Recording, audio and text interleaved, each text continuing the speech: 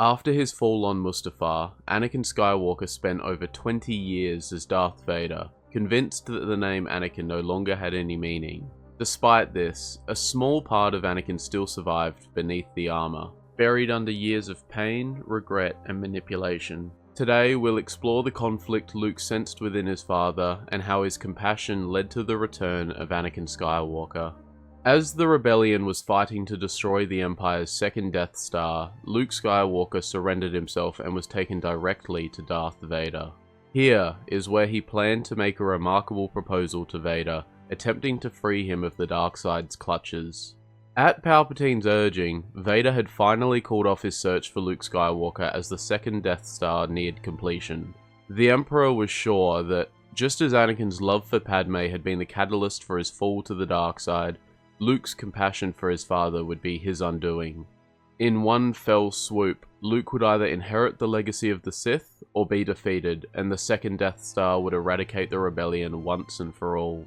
Luke's surrender on Endor was a courageous move to penetrate Vader's mask and speak to the remaining shreds of humanity of Anakin Skywalker. He insisted on calling his father Anakin. Even though Vader protested that it meant nothing to him, both he and Luke knew that wasn't so. Luke then attempted to do something that no one had dared to do in nearly a quarter of a century. Luke asked his father to leave the Sith and return to the light. For a man who had known only rejection by his wife, his mentor, his apprentice, and everyone he had cared for, except Palpatine, this simple kindness stirred something in Vader.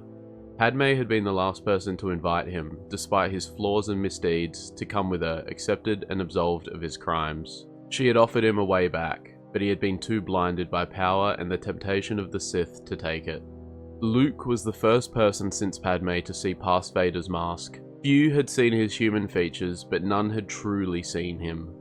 However, unlike Padme, who had shared a long and loving relationship with Anakin, Luke had no reason to offer him compassion.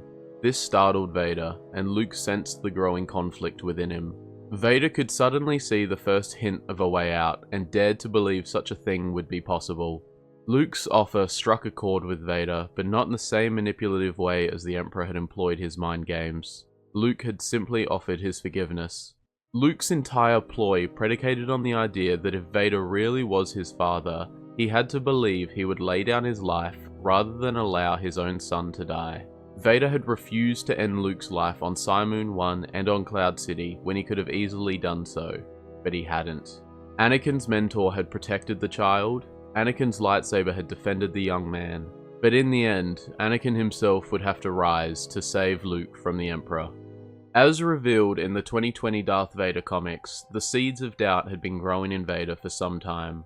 Yet, even after Luke and Vader's brief exchange, which for a moment left Vader sad, almost apologetic, exhibiting not the emotions of a Sith Lord born of flame and pain, but of a Jedi finding the strength to begin acknowledging his failures, Vader still believed himself beyond rescue and past the point of redemption. Luke feared that he may have overplayed his hand when he was delivered to the Emperor in binders. It seemed certain that either himself or Vader would have to die. The survivor would serve as Palpatine's apprentice. At the dawn of the Empire, two Jedi Masters faced two Sith Lords and lost. It seemed highly unlikely that a Jedi still in training could defeat Vader and Palpatine in combat. Although Luke lacked Yoda and Obi-Wan's lightsaber skills, he possessed qualities they had lost sight of when they faced their Sith foes. Luke was not hampered by anger or shame in the Jedi Order or himself. By the time he faced Palpatine and the combined powers of Master and Apprentice, the key elements that set Luke apart were clarity of purpose and empathy. Luke didn't look upon Vader with hate, rather with sadness and regret. When facing the Emperor, Luke was defiant, confident that the rebels would win.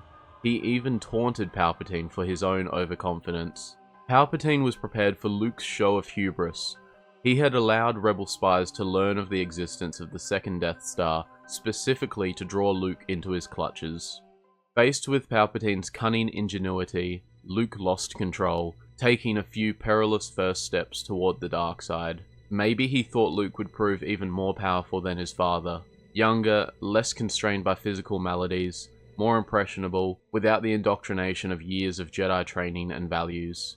Palpatine taunted Luke, urging him to strike him down, calling him his apprentice, and laughing as Luke's anger flared. In the heat of the moment, Luke forgot Yoda's warning and pulled his weapon to his hand through the Force, ignited it, and lashed out. Luke gave into aggression, just as his father had years ago. To defend his master, Vader deflected Luke's attack. As they battled, Luke became aware of the conflict growing in Vader's heart, but the Sith Lord used Luke's openness against him, exposing his feelings for his friends and Leia in particular. Something in Luke broke as Vader claimed he would turn Leia to the dark side if Luke refused. Anakin's love for Padme had sent him spiraling down the path of the dark side. Luke's brotherly love nearly caused him to make the same mistake. Luke's sudden ferocity caught Vader off guard. He pushed Vader backward, forcing him into submission as he rained a barrage of hacking slashes down on the cowering Sith Lord. Vader tried to defend himself, but one of Luke's blows landed on his wrist, severing his mechanical hand. Palpatine recognized the spirit of his prized pupil Anakin reborn in his son. Luke saw it within himself in Vader's defeat, but instead of following down his father's path, he rejected what he was in danger of becoming. Luke was not so far gone that he couldn't turn back to the light. He had given into hate, but it did not have to dominate his next decision. So, in keeping with the principles of the Jedi, in the face of evil, Luke showed mercy. He lowered his weapon. Luke refused to kill Vader. Neither Palpatine nor Vader expected this. The Emperor naturally saw Luke's refusal to dispatch Vader as weakness and unleashed his dark lightning. How often had Vader been on the receiving end of Palpatine's wrath during their years as master and servant? Vader had lost count. Each attack made him feel more powerless, more helpless, and thus even more a slave to Palpatine's wishes. The only way to avoid such punishment was to do his master's bidding, and even when he did so, Vader realized he was at best rebuilt and at worst replaceable. There was no real trust between him and the Emperor, no sense of equality, certainly no love. Palpatine had created him, named him, and controlled him, refusing to allow him any connection to the man he had been, sensing the danger of the humanity Vader had repressed. Any hint of Anakin Skywalker in Vader was met with pain. Vader was made to serve or suffer, the good in him corrupted by Palpatine's manipulations. The dark side demanded unquestioning loyalty and servitude, and Vader had done his best to satisfy both requirements.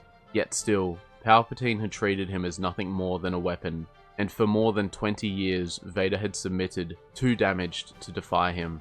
But Luke, his son, offered compassion. Luke had surrendered himself, faced down the Emperor, and even resisted the dark side's power. He had spared Vader's life when it was his for the taking, and in doing so had paid the price. Another Skywalker made to endure Palpatine's tortures.